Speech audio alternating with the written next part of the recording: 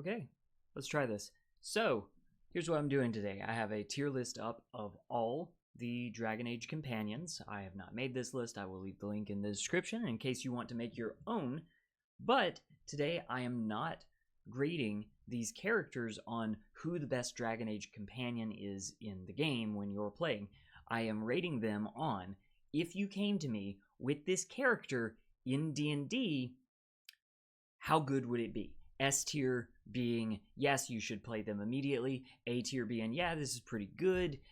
B tier being, it's all right. Maybe we could fix some things, but there's more good there than not. C tier being, yeah, we definitely need to fix something. And D tier being, I think you should bring another character sheet to me before you lock in this one. I don't have an F tier because I don't want to cast out your idea outright, but, you know, I think all of these have merit. Now, I already did this with the Stormlight Archive, which is inherently different because that one is a novel. The characters serve a different purpose. In Dragon Age, all of these companions are meant to be there to help you and be a member of your party when you venture forth. And I think this is a very good baseline for D&D. Too often I see people who bring in characters that have main character energy. You're not making somebody that's functioning as a member of the party in a group storytelling experience. You are making the hero of Ferelden, you are making Hawke, you are making the Inquisitor. So I think it is actually a better practice to look to the companion characters and see how they are portrayed and mimic that in your D&D character's expression or any other tabletop role-playing game, which it's really not well lit, but you can see I have the Dragon Age role-playing game, tabletop role-playing game, over here. So let's get into this. These are by alphabetical and by game. And yes, we're including Veilguard. And no, this is not going to be a Veilguard hate video.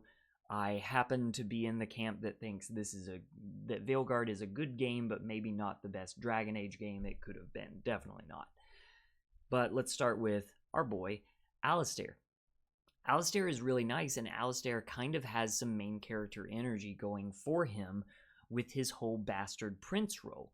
The smart thing that Dragon Age Origins does is it makes him completely unwilling to follow through on that. He doesn't want to be a hero. He doesn't want to marry the queen. He doesn't want to be a king. He doesn't even want to lead the wardens as the senior warden left over after Ostagar.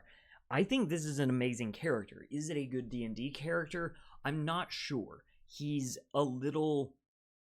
I think he's a little too passive.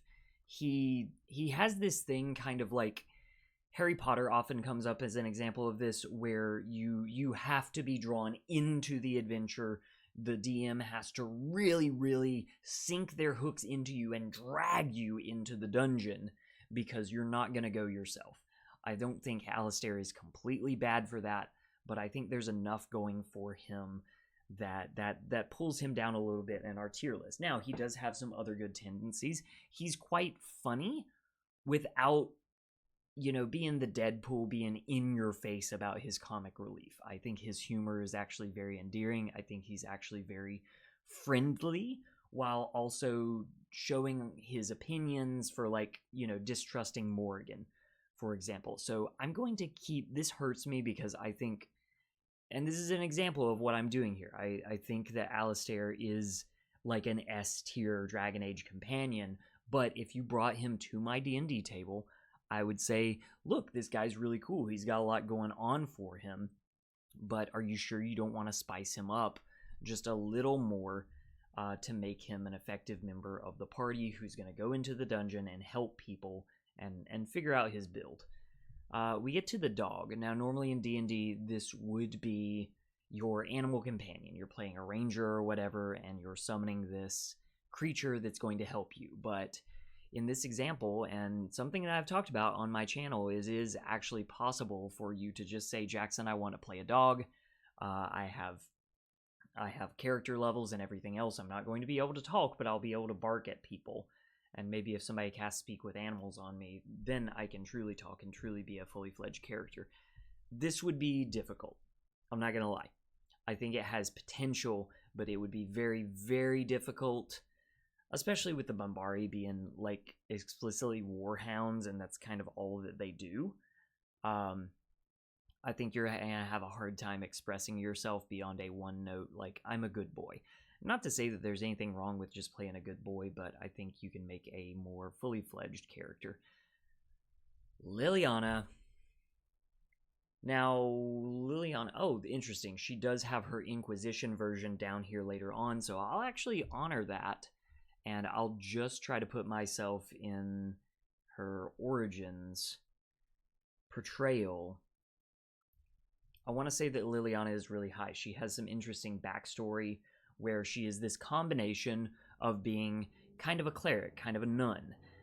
She's with the Chantry. However, she's also a bard, which we would recognize you could be a bard in D&D, but I think this falls into being a rogue with a lute more than actually being a magical bard character.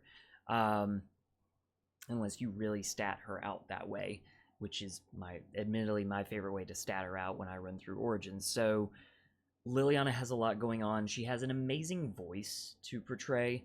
Then again, that could be said about a lot of these characters. Dragon Age games have an amazing voice cast. I'm struggling to say a lot about Liliana because I think she's kind of perfect. She doesn't have some grand destiny and some big part in the plot quite like Alistair, which I actually think is a point in her favor. She is just there as a support. She is quite opinionated. She has quite a good romance line, but she is there to help you out, and she has quite a diverse way of helping you, whether you want to go for damage with the rogue aspect or whether you want to go with support from the bard angle. So I'm gonna keep Liliana in S tier, and this could change as I go along. Interestingly enough, up next we have Loghain. Loghain is available as a companion character to you, and I think there is a lot of merit in being able to play a villainous player character or a character that has been a villain that is now part of the main heroic party. I think there's a lot of merit to that. However, by the time that Loghain comes around and is a part of your party, there's not much left in his story. There's not much that he can do to prove himself in what little time he is given. So, this is difficult because as a villain, I think that Loghain is quite good. There are still debates online on Loghain did nothing wrong. And I'm gonna put him at the top of C tier for now, and we'll see if that changes. Morrigan. Ooh, let me start by filling her out here, and I have a full array going on here, a full and balanced system. Morrigan is interesting because she's not quite a support character. She is very much in it for herself. She has ulterior motives which she will drive you into in many more ways than one. And she is somebody who could break away and become her own main character, but who is here right now as your companion to help her. And that honestly might be an okay tightrope to walk for your D&D character. I think it's okay to not be the main character, but have the potential to create your own story and go beyond. And if I can step out of game for a second, I think it's very healthy to have an in-character journal or some text roleplay online with some friends, or even write about your character after the adventure is over and see what would go on from there. And I think that's what Morrigan kind of does when we get along into the witch hunt storyline and sort of going on into her role in Inquisition. As far as her role in Origins, it's quite good. I mean, amazing voice performance, great personality. She's a little adversarial, but I think in a way that makes her a competent rival that you know is never actually going to fight you. She has reason to go along with you to obey her mother, and yet at the same time will draw you into making sure that maybe her mother is defeated so that she can have some agency in her own life. And her personal quest line, I think, is an example of kind of a perfect like character side quest for dungeon masters to emulate. She doesn't quite hit S tier for me like Liliana, because she does have that adversarial nature to her, whereas Liliana is fully there for the team. Even if she has some stuff that's important to her, she's not going to let that detract from whatever y'all have going on. Morrigan is more than willing to say, no, actually my thing is the most important right now, and I will leave you if you don't obey that quest. So I'm going to keep her an A, and we have a nice little array here. Oh, Oghren, D tier. Yeah, I don't like Oghren. I like him a little more in Awakening, oddly enough, but that's, even though it's weird that he's there, what works for him in the Awakening DLC is that they amplify him a little more. They're a little more accepting of their own joke and his bravado, and he seems more like, yeah, this is me, deal with it.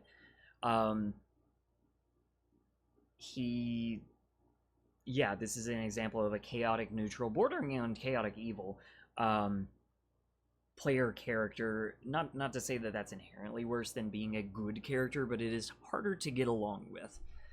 The main thing that brings him down for me is I've played with people who are only there to tell the same joke over and over again, without developing their character, without contributing to the group, without contributing to the story, and that's kind of Oghren. He's there to fight, and I don't want to down beer and pretzel D&D, because a lot of characters could fall into this Oghren category for that, but if you were trying to play an elevated game, if you were trying to really get into the story, Oghren doesn't contribute to that. You could take Oghren out of Origins and not really be at a loss.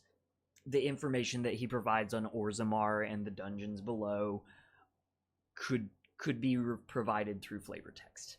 I don't like Oghren, and if anyone were an F tier, I think it could be him. We'll see if I change that opinion later on. Shale. I will go ahead and say Shale is one of the few DLCs for the Dragon Age games that I have not played. I have seen videos on Shale. I've seen a lot of Tumblr GIFs on Shale. I've read about Shale.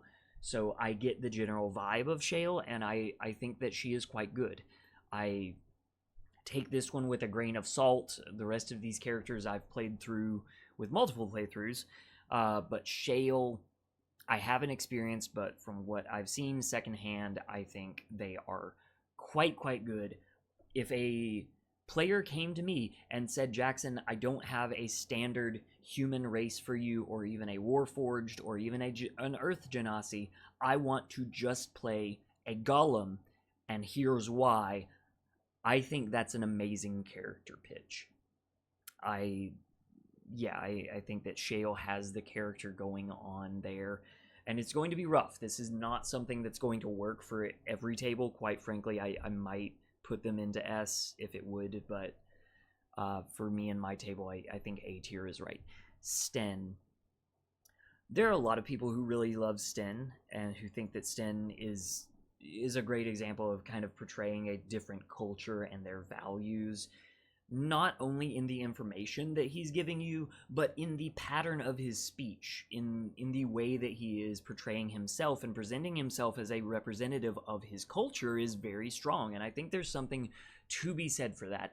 However, I would really like a little more personal expression, and I've had some bad experiences in D&D, as you might have, of the person who doesn't make their Warforged something that is themselves. They just say, I am Warforged. This is me. I am playing a Warforged. I would like to challenge people to go a little beyond that and try to become their own character more than just saying, I am this archetype and that is all that I am. And I'm not really sure... I'm going to put him in upper C for now. Wynn. I do like Wynn. Wynn has her haters. Wynn has an interesting magical thing going on. I tend to like older characters in games and in novels because they bring this certain air of experience to them, more so than the YA protagonist who's just, oh my god, what is the world? What is my place in it? Wynn knows her shit. She knows her place, but now she's challenged with a scenario that is beyond anything she's ever experienced before, and she meets it. I think this is very good. I wish that she had more personality, though. Because I don't have that much to say about her voice performance and about her dialogue. Even when it comes to her builds, you basically have to make her as a support healer, and I think that's kind of a boring role to go with in D&D. I think there's all kinds of ways you can make an interesting cleric or whatever that can express themselves as a support without just being a healer, and Wynn is kind of just a healer with a little bit of blast magic. It feels wrong putting her here next to Alistair. Yeah, I think she goes at the bottom of C. Zevran Ariani. Now, what a character. What a charmer. What a romance path. What a backstory. What a character who has taken from their backstory and is now becoming something completely different. I have played characters who have, I have basically said, most recently I did this with somebody who I said, this guy was a standard, like, CR1 drow who realized that what he was doing, preying on adventurers coming into the dungeon, was wrong, and he went to the surface despite the fact that the sunlight hurts him, and he tried to learn a new way and figure out what's going on. And Zevran is not quite there. He never quite turns the corner on being good. I think he sticks in a zone of being chaotic neutral without being chaotic stupid. He is out for his own self-interest, and it just so happens that his own self-interest includes being pardoned by you and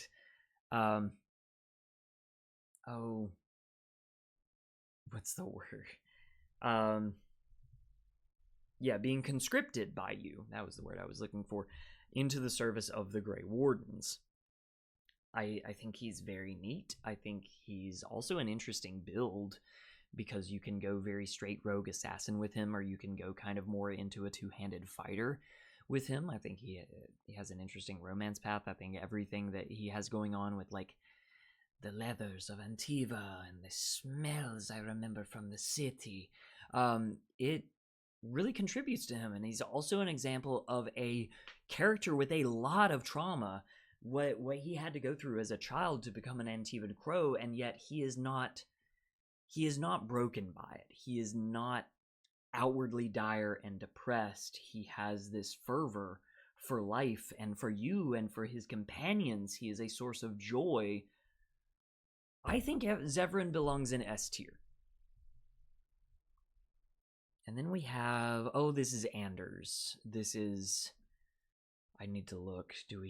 We do have Dragon Age 2 Anders. Okay, so we're in Dragon Age Awakening zone. I don't think that Anders makes a good impression in Awakening. I'm a little surprised that they took his character from Awakening and made him into a fully fledged character in Dragon Age 2, because I don't think that what's there in Awakening is enough to go off of. He's kind of a comic relief mage. He has some roguish stuff to him. It's not like he's unfun to be around, so I don't feel, no. Yeah, I'm putting him beneath the dog. I just don't think he has enough going on, and I think the version that we get later with him is far better, and we'll see where I place him when we get to that point. Vengeance. This is interesting. This is a monstrous PC, kind of like Shale, so let's start by putting him up here. He is very driven, almost like a lawful character. He embodies this certain role, and that can be at the same time rewarding to portray and a little annoying to portray, because you want to have agency as a character and as a player, and you're going to have a rough time playing that. I know it's a role-playing game, but when you put the guardrails on yourself so tight that you can only go in this direction of vengeance, that can become a problem. You're almost turning yourself into an NPC. Does that go in interesting directions later on? Absolutely, and we'll get to that later when we get to Anders.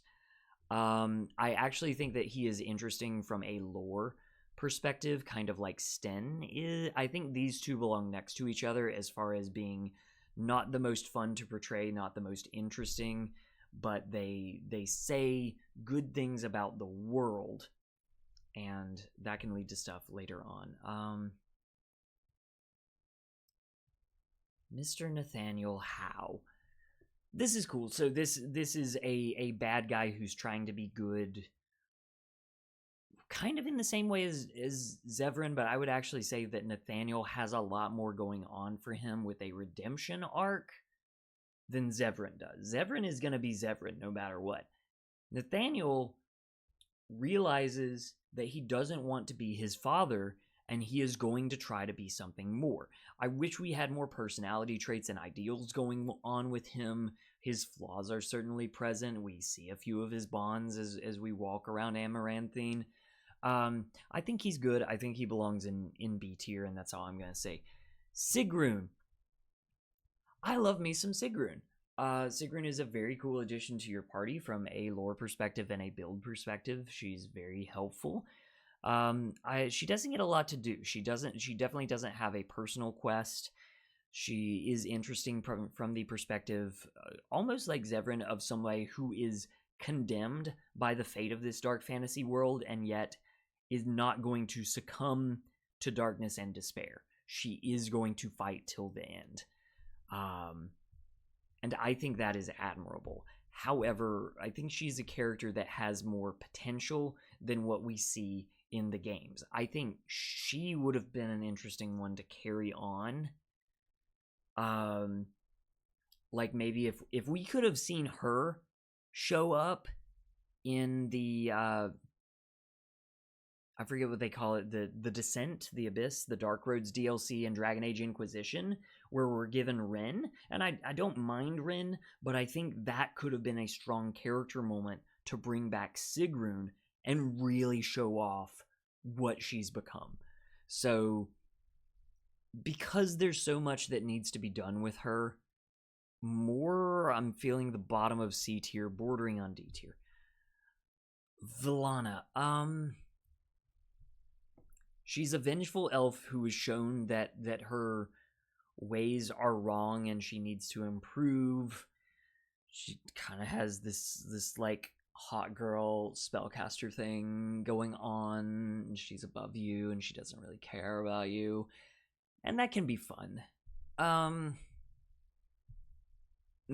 She has some annoying tendencies, almost like Ogren, but not near as bad.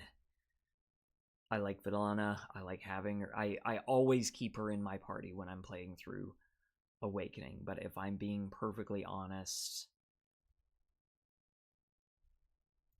the subplot with her sister is honestly not good. It's one of the worst parts of Awakening in a DLC that doesn't have a lot of worst parts, so I'm actually going to have to be sad and put her down towards D. Alright, we're entering Dragon Age 2, and we are starting with Anders. This is a fully realized character who is quite complex, who has a lot going on, who is willing to go against the party and do drastic measures to take the story into his own hands, no matter what it takes, even if it's lying to his party.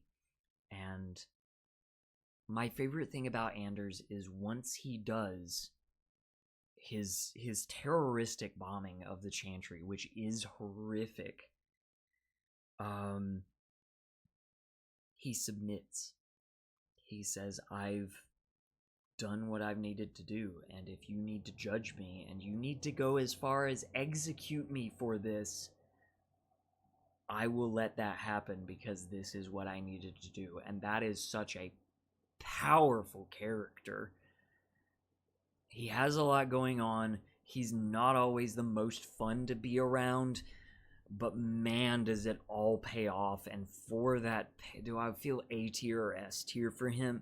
I think for the fact that I am talking about him being just a little annoying to be around, I need to put him in A tier and not quite in S tier status. But I'm not to say I agree with everything that Anders does, but I get it, and I'm putting him in A tier. Aveline, there's some Aveline haters out there. She's a stern lady who becomes a cop, and she has no riz. And as a companion character, she's just a tank with very little damage. And she's nagging you the whole way you're walking through Kirkwall, because why aren't you being a cop like me?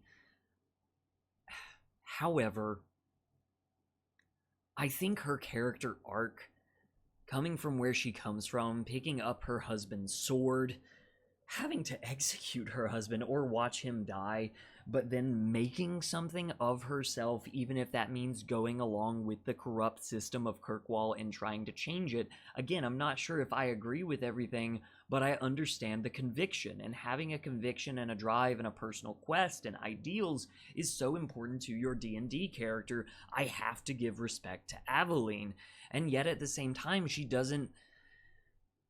It's not in the same way of Alistair rejecting his fate, because Aveline basically realizes that she has no fate beyond what she makes for herself. I do wish her performance and her personality was a little more there. I think she's a little more of a joke character too often, when she could be something that is truly inspiring. And if you brought this to me, your character sheet, and I was your DM, I would say, I like what you have going here. I want you to bring it to the next level because it's so close to being great. Let's work on it. Bethany. I just want to get both the twins, are they twins? They're siblings of Hawk up here, because they kind of serve the same role. They kind of serve the same arc. The difference is in their personalities, and Bethany just has more going on for her than Carver, and a lot of people attribute that to two good reasons why people favor Bethany over Carver. But I've played through Dragon Age 2 multiple times, intentionally trying to switch back and forth between these two, and Carver, I don't think he's bad. I don't think he belongs in D tier, but he never works. He just doesn't do it. He is good, he is competent, he's quite strong and quite supportive. He's a good brother, but I want him to come into his own as a character, and that's not something that we get.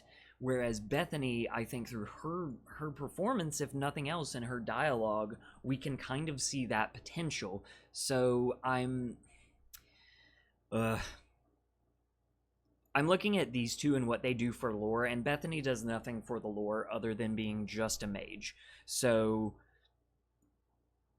yeah, I mean, Bethany is clearly better than Carver, but she doesn't do that much more than him. You would have to work on this character. Fenris. Fenris has a lot of hate for being just like a Final Fantasy boy with a funny voice imported into a Dragon Age game and nothing else. And I think that's bullshit. I think that Fenris has a lot going on for him. I think that he's a very interesting build. I think that he has some wonderful things to say about the world of slavery and of magic and of the plight of elves and of the harsh consequences and the harsh interpretations of the world that one has to take when they are thrown into Thedas, into the worst parts of it, and they escape and then say, what will I do now with my fate? I'm sorry. This might be the most divisive take I have in this video. I think Fenris is amazing. I've seen a lot of people on Tumblr who will make Fenris as their Inquisitor because they see the potential for him going something beyond. I had huge faith that when we went to Deventer in the 4th game, we were going to get to see Fenris as a companion, or at least as a cameo, and it didn't happen. Fenris is great. Fenris has almost too much potential to be his own main character, and yet he stands by you and supports you until the point if you do everything wrong, he will fight against you and he will PvP because he has that motivation and that backstory where it makes sense for him to turn on you if you do everything wrong. I love Fenris. I think Fenris is great. I think he belongs in S tier. These two together makes me happy and hurts me at the same time because I don't know how to put one on top of the other, but I think Zevran gets the edge. Just barely. Isabella also has her haters for just kind of being a horny girl, and there's a lot, I'm sure you, if you play D&D, you've had a horny, like, all I want to do is seduce people character, but call me horny, but I think that's fun sometimes, and I think Isabella goes beyond that in being a captain, in supporting Hawk, in being a little devious on the side, which is definitely going to drop her down.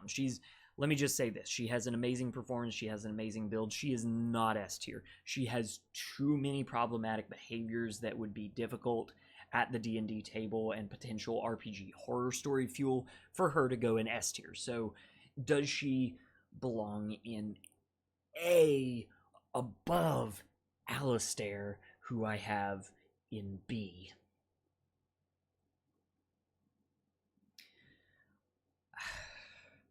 I think so. I think that the difference is that what makes Alistair good is all of his subtle moments, and what makes Isabella good is all of her more bombastic moments. I think she is perfectly suited as a D&D character, possibly including the parts where she's willing to go against you. That's the only reason why I'm not putting her in S tier, because some tables would not love her.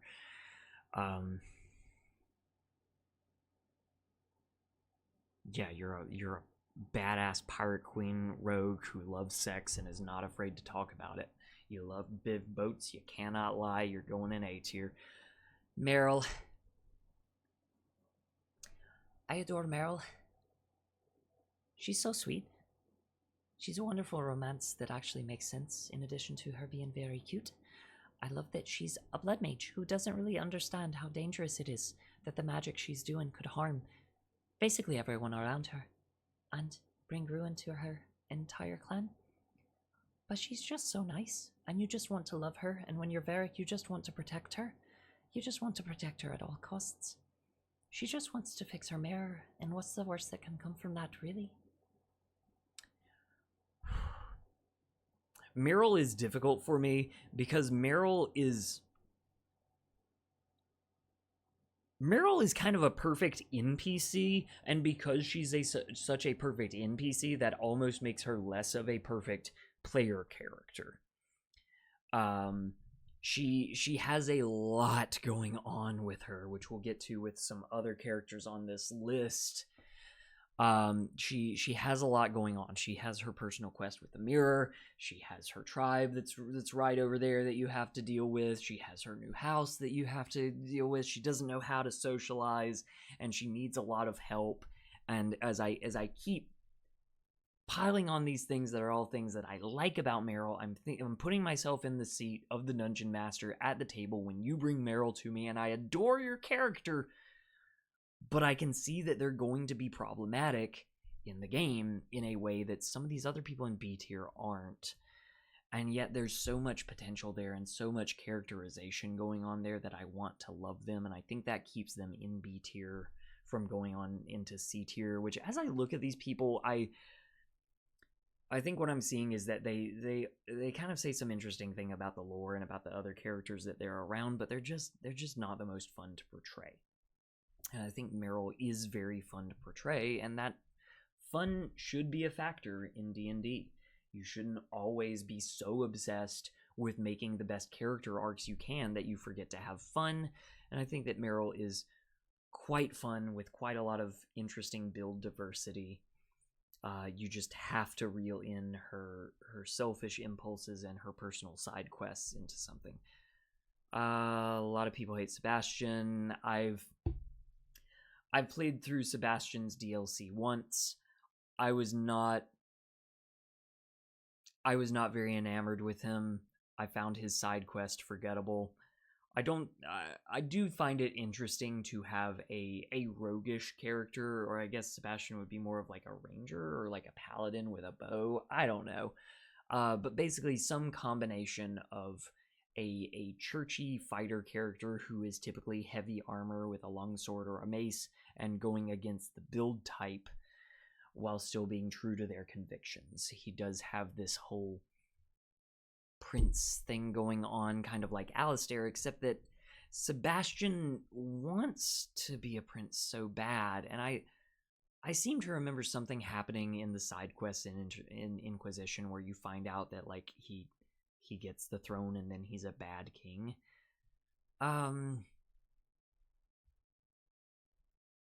He's down here. He's below Villana, but not as bad as Ogren. I would ask you to try to think of a different character before you play this guy, but I wouldn't be offended by you finally playing him. Let's get to Varric. Varric's great. Varric is one of my favorite Dragon Age characters, and I think it's a shame that in the 2 or 3 games that you count him in, he doesn't get to be a romance option in any of them. He has so much going on for him. He's so funny and charming to be around, and yet is carrying so much personal sadness and burden that he is trying to offload onto his hobbies and offload onto helping you and the main quest more so than his own thing. And that is commendable as a character in Dragon Age, and that is commendable as a character in D&D. However, if you came to me and you said, Jackson, here's my dwarf. Now, he's the only dwarf in the world without a beard. Now, he's also a fiction writer. Quite accomplished, actually. Very rich from this. He's also a businessman. Quite accomplished, actually. Very rich. He comes from a bit of a noble family, a guild merchant family. Very accomplished. They're trying to get better, but he's got a lot of dough. He can kind of go anywhere he wants. He actually lives in the tavern that is going to be the quest-giving location for a lot of this. Yeah, he's actually, can we make him so that he's the one that kind of inspires the main quest line of the... What I'm saying is, Varric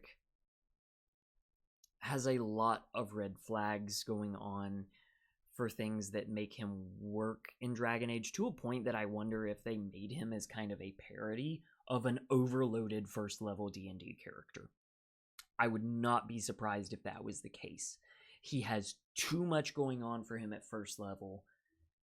Even if that takes him to better places going on down the line, in Dragon Age 2 at the very start, it's too much and it's hard to get attached to him because you don't have a footing on where he is as your companion, because he's a writer and a quest giver and a merchant and everything else. He's got issues. He belongs right here next to Alistair because I want to love him, but he's got issues, and you're going to have to edit 1 or 2 things off his sheet before you bring him forth to play in the party with the rest of everyone else at the table. And now we are to my favorite Dragon Age game, Dragon Age Inquisition, with Blackwall. Blackwall is quite neat. I don't think that this is a spoiler to say that Blackwall's main thing is that you recruit him as the Grey Warden, when it turns out that he's not a Grey Warden at all. He is a criminal. He is a disgraced chevalier who has gone into hiding and who took up the mantle of a Grey Warden, not only to hide himself with a mask, but to try to become that mask, to become a better person. And this is such an interesting backstory, because he's not trying to be a main character. He's trying to blend in and become the best fighter he can be in a world full of ignoble fighters. He wants to be among the best, and yet he doesn't know. He's out of his depth, both in a charisma standpoint and in an intelligence standpoint. He doesn't know what's going on with the Darkspawn. He doesn't understand the ritual of the I can't think of the word right now when they drink the blood from the cup. He's very, very cool. I wish he had more going on in a personality perspective. I think they could have done more with him. I think that if there was no question of him surviving through Inquisition, he would have been a fun one to show up in Veilguard, possibly more so than Harding, to see what his next level was. Blackwall has so much potential as a D&D character, I think more so than he has as a Dragon Age companion. And for that reason, I think he belongs up here in A tier. Cassandra's S tier. I love Cassandra. Cassandra is my favorite Dragon Age character. Cassandra is my favorite Dragon Age romance. Cassandra, if I could play any Dragon Age companion as a main character, like some people do with Fenris, my pick would be Cassandra. I love Cassandra too much to talk about her anymore. I am putting her above Origins Liliana. I am having difficulty succinctly putting for you how much I adore this character, because I could talk for an hour just about Cassandra and how well her conviction and yet her conflict and all of the crazy stuff going on with the Chantry and the Seekers and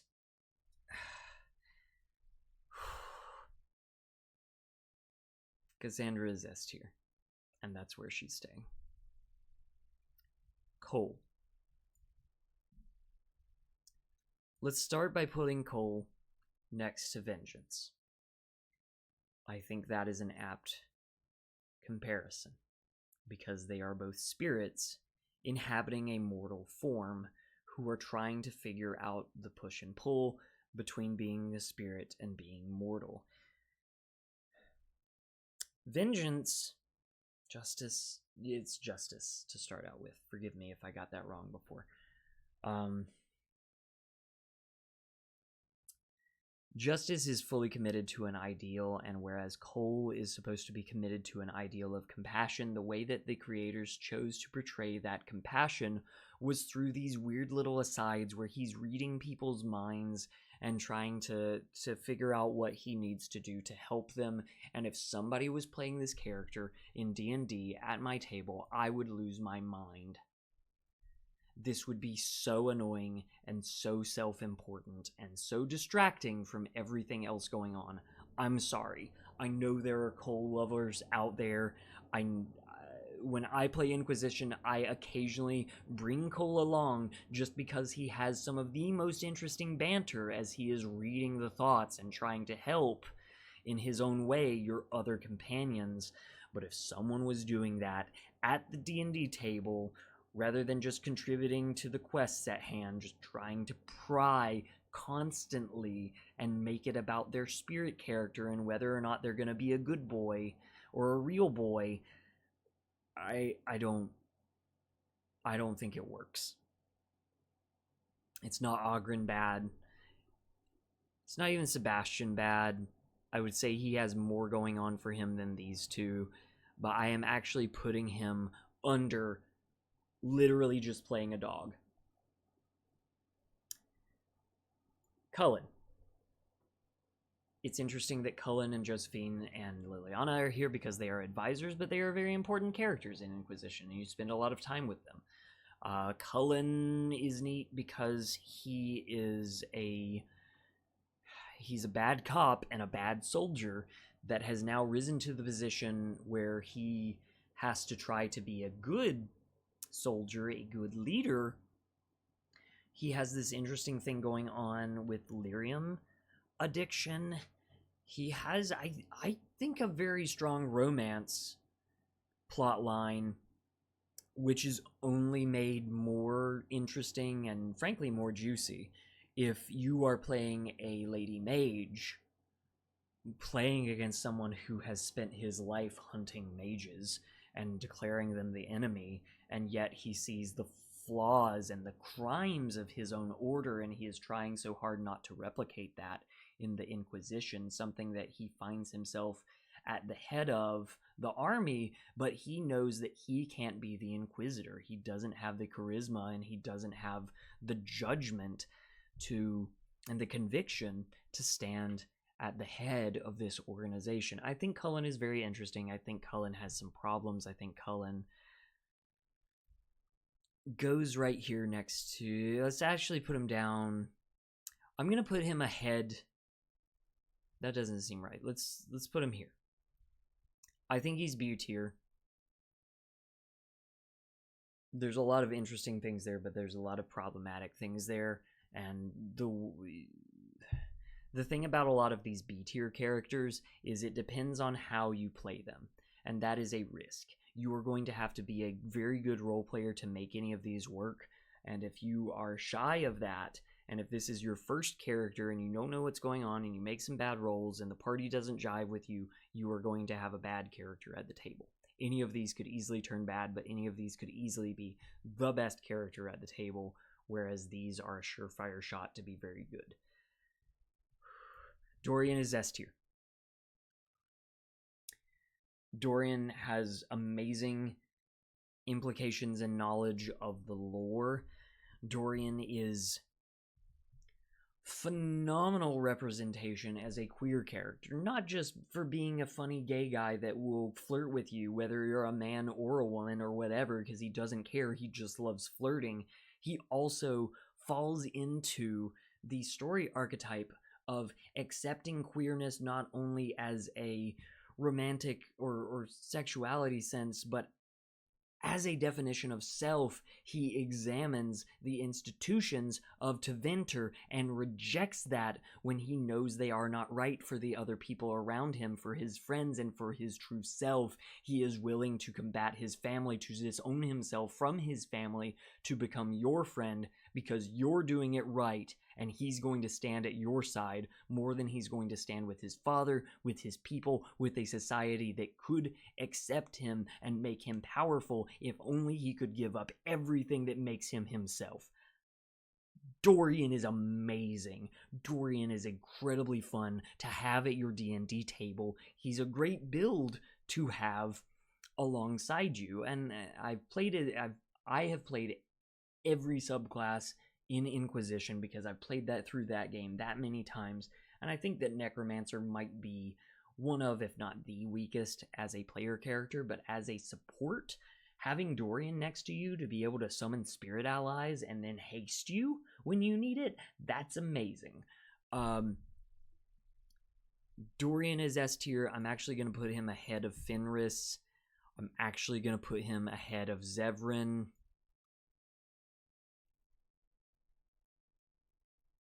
That's rough. I am putting Dorian ahead of Origins Liliana, and I'm moving on to the Iron Bull. First off, amazing voice. Great performance by Freddie Prinze Jr.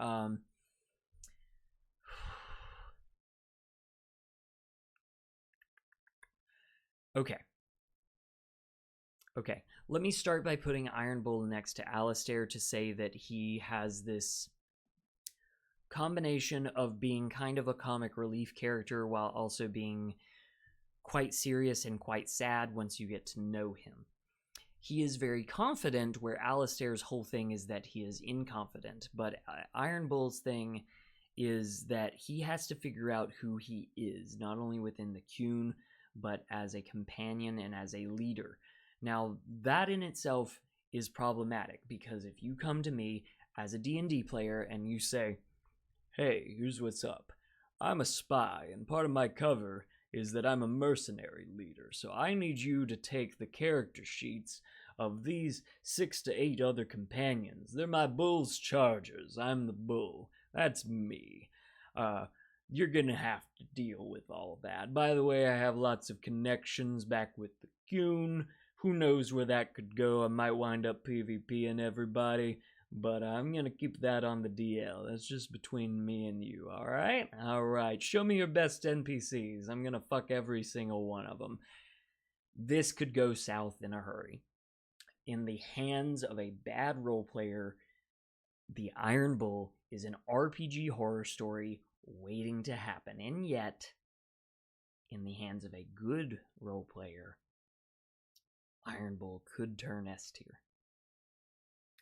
I think Iron Bull is great. I think as representation of like your orcs and your dragonborns and your pseudo monstrous races, kind of like the Kunari are portrayed in Dragon Age, for better or for worse.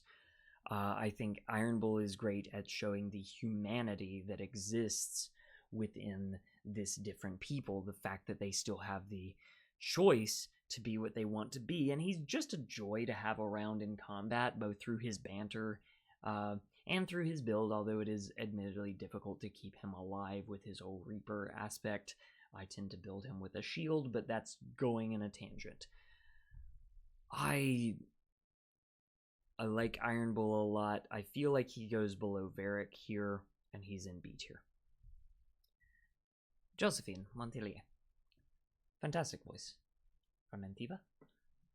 I quite like the Zevran voice as well, and Josephine carries through with that. Now, Josephine is difficult because she's a non-combative character. If she had a character archetype in D&D, I think it would have to fall into the, I'm going to say the mastermind rogue, and this is where you're telling me, but Jackson, she was a bard, and I'm like, look, a bard in Dragon Age and a bard in D&D are not the same. Josephine Montelier is not walking out onto the battlefield with a lute to cast Vicious Mockery. I'm sorry, that's just not gonna happen. Josephine Montelier is back in the Bastion, writing letters, possibly casting some charm spells, but mostly keeping track of the inventory, and I think for that reason, she falls into the category of being a very good NPC, but not the best player character. I really like Josephine. Once again, I really like her romance path. I didn't notice her the first playthrough in Inquisition, but the second and third and on throughout playthroughs, I think I'm up to like 10 now. I love that game. She's very endearing. She has a lot of different angles she can go on. She has depth to her character. She has implications about the lore because of what she's able to show you through not necessarily the realm of Antiva, but through her family and her connections and the royal society, the upper crust, the nobility, I think is so important to Dragon Age, and it can be very, very important if you are running an intrigue-heavy Game of Thrones-like D&D game, with, you probably know that Dragon Age was inspired in part by A Song of Ice and Fire. However, because she's so non-combatant, because she's so not flashy, despite her good characterization,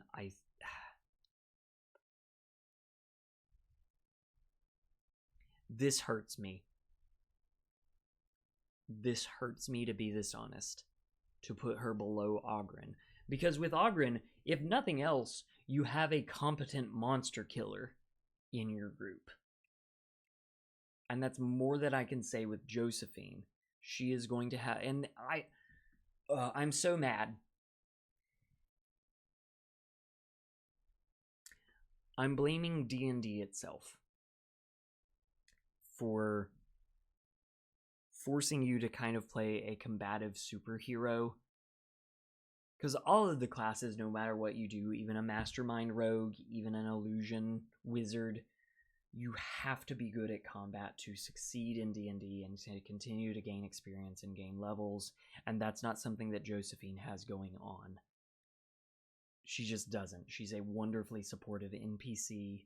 she's not a good player character, and if you brought her to me, I would say I love everything you have going on with her characterization, but when it comes to her build, which is an undeniable part of your D&D character, we're going to have to put a completely different chassis on her to help her just survive and help the team. She's at the bottom of D tier. Whereas Liliana gets to show her stuff in combat, if nothing else through a flashback, flash forward.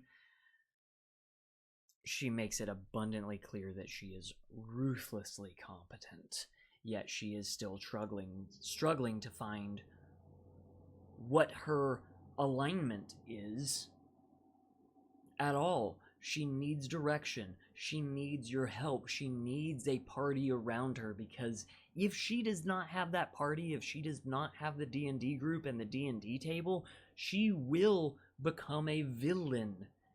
And that is my fear at the end of Dragon Age Inquisition, when the choice of the next divine is out of your hands, up to your influence. You can help the vote, but you cannot decide the vote.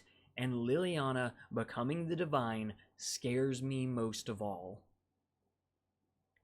because I do not know what she will become when she is put in a position where she is above everyone else and doesn't accept the counsel of friends.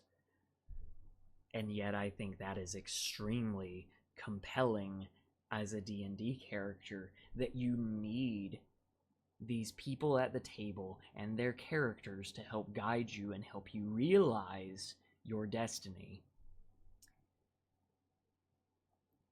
Liliana is easily above herself in Origins. I think the devs did an amazing job of developing her, and it's a shame we didn't get to see more of her in Veilguard, even though I know the difficulty of the decision at the end of Inquisition makes that nigh impossible to show any canon portrayal of her in Veilguard.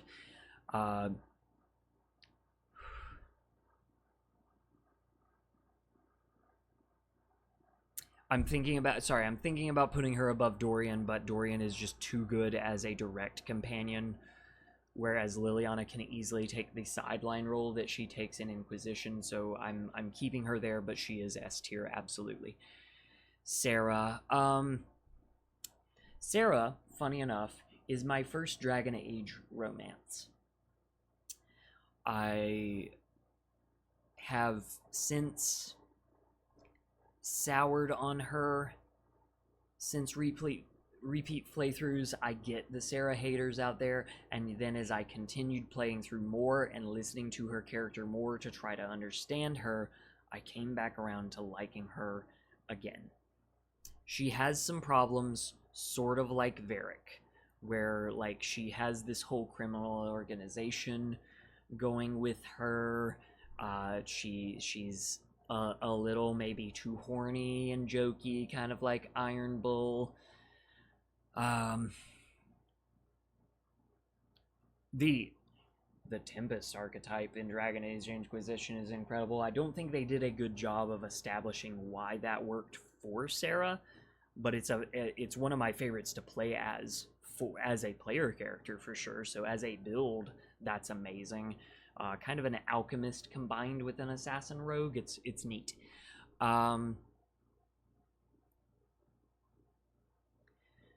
Sarah's difficult because she can appear very one note, but she's definitely not. She has more going on there. She does have some subtle stuff. She does have a lot of things to say about the world, and they're not always true. And if you talk to her, and if you really dig into her dialogue, she can be quite interesting, and I think that's a good portrayal, but not everybody's going to get it, and some people are going to write her off as being as annoying as Oghren. I just happen to think that she's not there. I'm going to put her in B tier below Iron Bull, and that's where she stays. Oh boy. Oh! Egg time. What do we say about Solus? Solus is remarkably boring your first time playing through Inquisition. He is the hinterlands of companions. And then he starts to show a little more, enough that you start to kind of wonder what his whole deal is, but he's not revealing enough to you. And then the epilogue happens, and then you play Trespasser, and now he's not a player character anymore. He's a villain, and you have to cope with that. And then you play through your second playthrough, where you have to play Lavellan Lady Mage just to see what his romance is like, and holy shit, is that a trip. Whew. Oh boy. My initial impulse is to say that if somebody came to my D&D table and said, actually, Jackson, my character seems to be a boring elf, but he's actually a secret god. I am actually the mastermind of your main quest and will become a villain at the end. I would say, get out of here. You want to be a DM and not a player. However, I have been in a situation at least once, at least twice.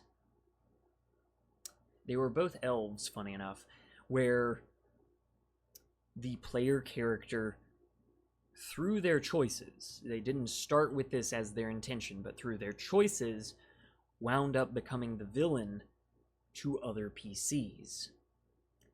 And those were incredible storylines to play out at the table. And I think there's a lot of potential there beyond just accepting that you're a group of super friends fighting against evil, come what may. So, for the incredible potential that's there, for the subtlety of this portrayal, I think that brings Solus back up, but it's very, very hard in the same way that Alistair is very, very hard to pull off. Because if you're not doing it right, he just becomes a Joseph Campbell thing, and if you're not doing it right, then Solus just becomes a dumb villain thing. You have to get it right. If you get it right, he's going to go into double S tier. He's beyond all these people, and I'm including Cassandra. But there is more potential, perhaps more than anybody on this list, to get it wrong.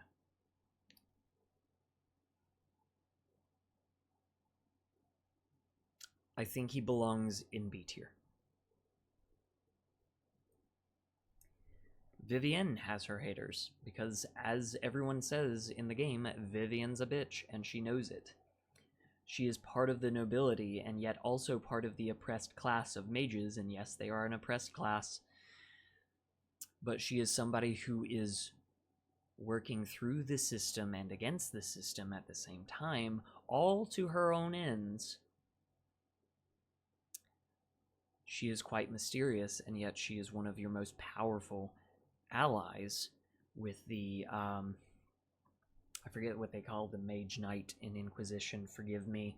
It was good enough in Inquisition that they basically made it the whole mage build in Veilguard, and it's quite fun to watch play out and watch play from an action RPG perspective.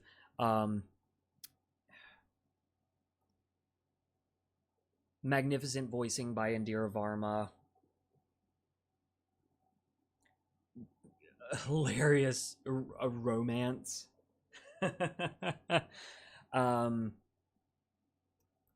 Always has something good to say, and yet won't say it unless you ask, which I think is a great balance for a D&D player to examine.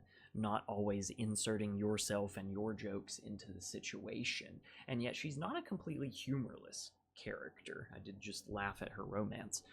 The more I think about her and the more I look at Vivienne here... Oh, these two would hate each other. Oh, no.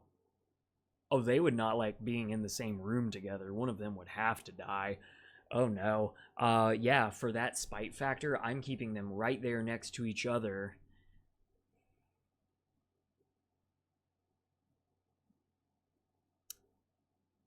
And just because I think that's how the dynamic would go when they were in the room together, Vivienne would be at the top, and Isabella would have to figure out her way to get out from the bottom, and that's amazing. All right. It's Veilguard time, people. Chill out. It's not the worst game ever. It's just the worst Dragon Age game ever. Bellara. I didn't get Bellara on my playthrough. I started her personal quest and I did not get it. And then I started seeing a few things about her on Tumblr and where it goes, and my girlfriend who is playing through Veilguard still loves Bellara. She's her favorite. And I get it. I'm going to start by putting Bellara down here by Meryl. And then I'm going to say that while Bellara has some of the same cuteness and some of the same risks going with Meryl, because she has her own contraptions that she's working with, but not quite to the level of lore that Meryl's Alluvian is. And I want to like Bellara more, but as I start looking at all these other characters down here, I think she falls below Wynn and above Bethany. I think that's where she belongs. Davrin wound up being my main boy in Veilguard.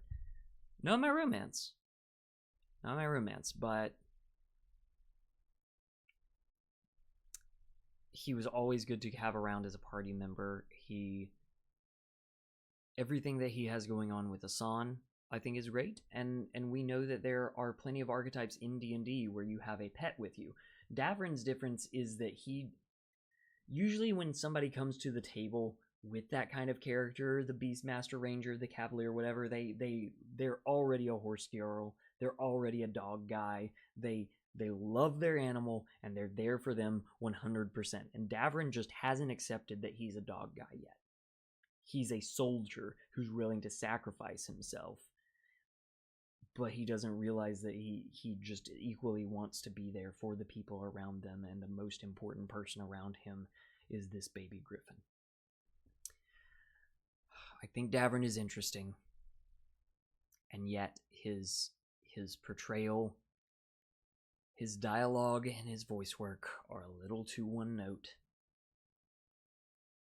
I would have liked to see him go further, and unfortunately that's coming from somebody who went through everything I could with him minus his romance. And maybe that's a big deal, but quite frankly, from reading some stuff and from seeing some videos about Veilguard romances, they don't go near as far as the other games.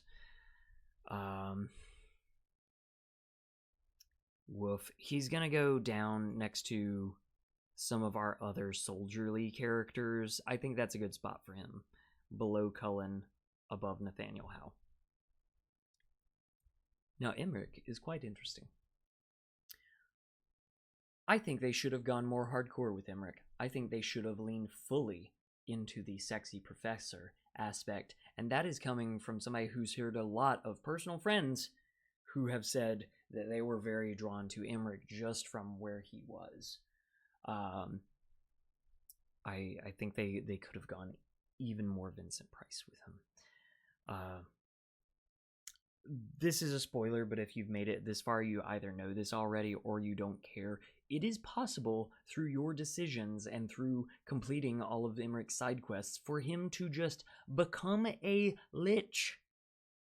That's great. That is dark fantasy.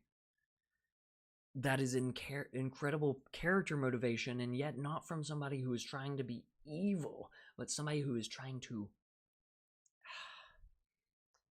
It's such a neat conversation with him, and also a conversation happening within his own mind between accepting the realities of death and yet not being able to internalize that yourself. I think Emmerich's a really good character who isn't quite as interesting as he could be. He has so much potential, just like Blackwall. And I'm putting two daddies and two very different types of daddies next to each other. Yeah. Let's talk about Harding. I'm putting her here because I can see that on my screen. Harding was a joy to have an Inquisition. It was a joy to hear that she was going to be a full-on companion in Velgard. And I think they dropped the ball completely.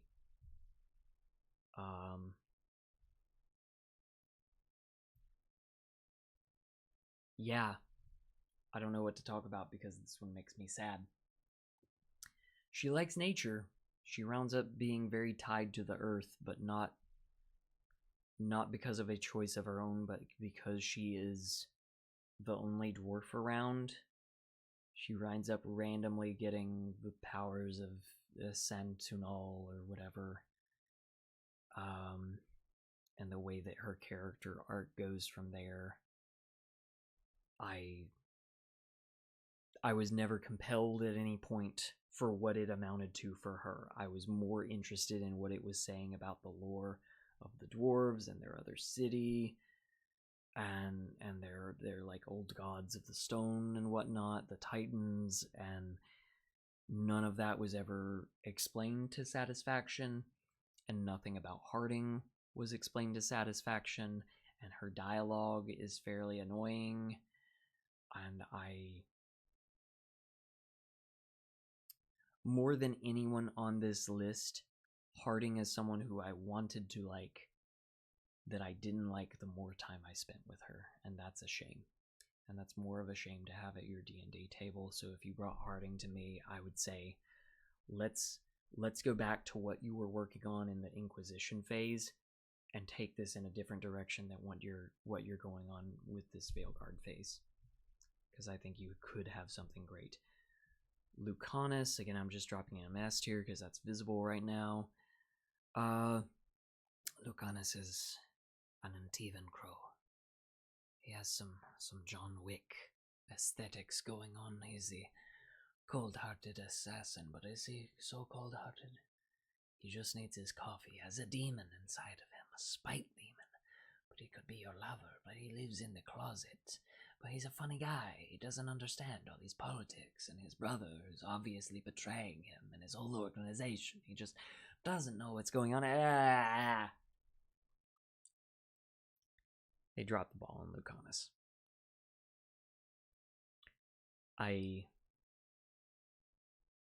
And as I look down here at a lot of I see Justice, I see Wynn, I see Lucanus, the spirit melding, the possession, the abominations of Dragon Age companions have so much potential, and for me anyway, they never meet that potential except for maybe Anders, and Anders I only have low because as a D&D character, what he winds up doing that is so antithetical to the main quest and to the party cannot be ignored despite how compelling I think it is. With Lucanus, he has more going on with a character than any of these. He's a very fun portrayal. That is for sure. He's an interesting build that can be taken in several different directions.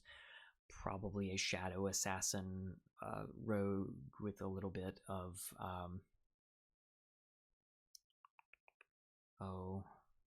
what you call it, a little bit of warlock maybe from his possession. I don't know. That would be an interesting build to try to break into.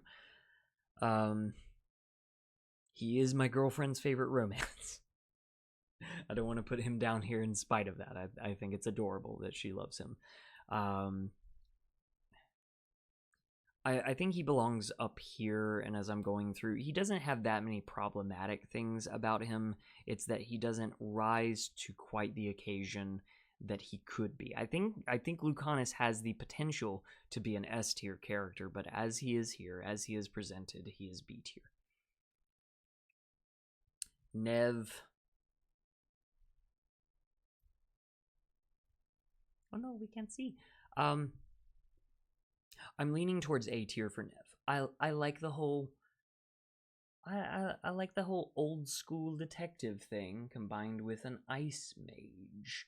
I like what she has to say about Minrathous, even if the Minrathous we got in Veilguard was not the Minrathous that was presented to us in every other piece of Dragon Age media. I think her style is cool. I think her companion stuff is cool. I've heard that her romance is quite neat. I think that what she can do in the final mission of the game is very interesting. And by the way, if you haven't given Veilguard a chance, if you haven't heard fully about it beyond all of the initial reactions to it, I want to say that I was not sold on that game until the final act, which almost reaches the level of the Mass Effect 2 Suicide Quest. They do a really good job in the final act, and it really turned around the whole game for me. But take what you will from that, since that was after like a 40 or 50 hour playthrough to get to that point. Is it worth it? I don't know. Well, I know for me, I enjoyed it. I like Nev. I think she has enough going on, and I can't say bad things about Nev, whereas I can say some bad things and some potential problematic D&D player tendencies about everybody on B tier and below. I can't say anything about Nev. She doesn't rise to the level of S tier, certainly. She's not as interesting as some of the B tier people. She's maybe a little safe, but I think sometimes safe is not a bad thing for your D&D game. I'm actually going to put her ahead of Blackwall. And finally, we have Tosh, the character that has too much said about them and not enough said about them. I will go ahead and say this. Tosh was my romance in my first Veilguard playthrough. I knew Tosh was going to be my romance because I was following the development of Dragon Age, and as soon as I saw the first concept art for a femme presenting Kunari, that's all I needed. Give me the dragon mommy. Now, it turned out that Tosh is not a dragon mommy. They take on a journey of self-reflection and self-actualization through the quest of Dragon Age Veilguard, which I played through in its entirety, and I think is actually quite good. I think they did a good job with them. I think that there is much ado about them from a lot of people who don't understand, or who just quite simply haven't played them, haven't played the game. Now, there are also some valid criticisms from actual non-binary folk about what they did to Tosh, and I think those perspectives deserve to be listened to as well. I think that Tosh is a divisive character, but for reasons beyond what we see in the discourse. I think that they are divisive through their writing and through the fact that they are quite an abrasive character, almost in the same way that Oghren is. They are not always with the group goal. They're a little bit of a show-off. They're proud of being a dragon hunter and showing their stuff, and they might not always see the big picture. Everything going on with the Lords of Fortune in Veilguard is weak, and unfortunately that includes Pirate Queen and Isabella, and unfortunately Tosh faces some symptoms of that by being the representative of that faction in game.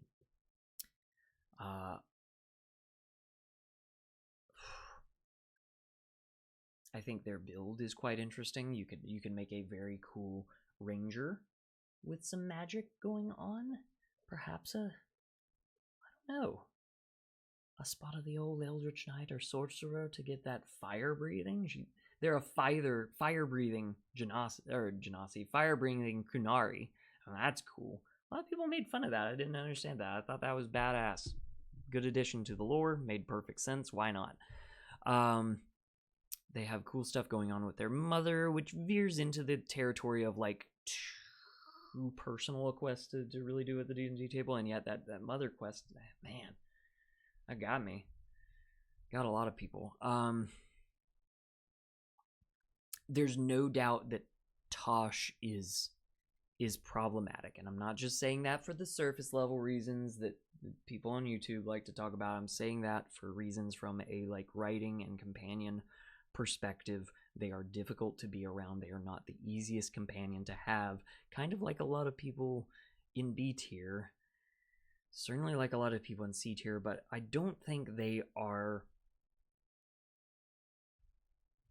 Okay, here we go. This is the test of D tier. Are they better than having around than just a dog?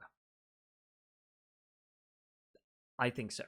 I think there is enough character going on there, enough inner conflict and turmoil that I'm putting them ahead of the dog. I'm putting them in C tier. They're much more interesting than Carver. They're more well portrayed than Sigrun. They're more interesting than Bethany. Ooh, we get to Laura and Tosh. That's difficult.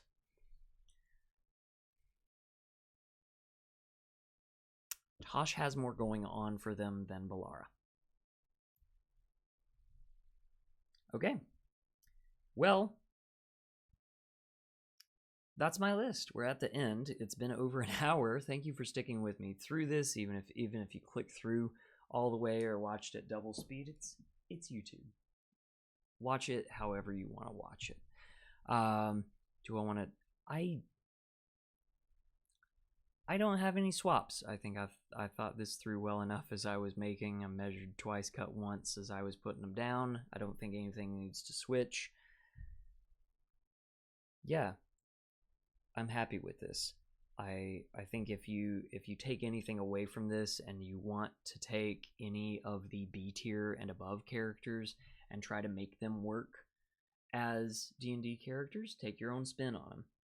Name them something different, maybe swap around a different D&D race for them, but take their inspiration from their builds, from their personality traits, ideals, bonds, flaws, their alignment, all of those soft aspects of the character, and try to work them into something that you can realize is a fully fledged character rather than just a companion that you loved in your favorite game series. I think you can do far worse. So thank you. Have a nat 20 day. Bye-bye.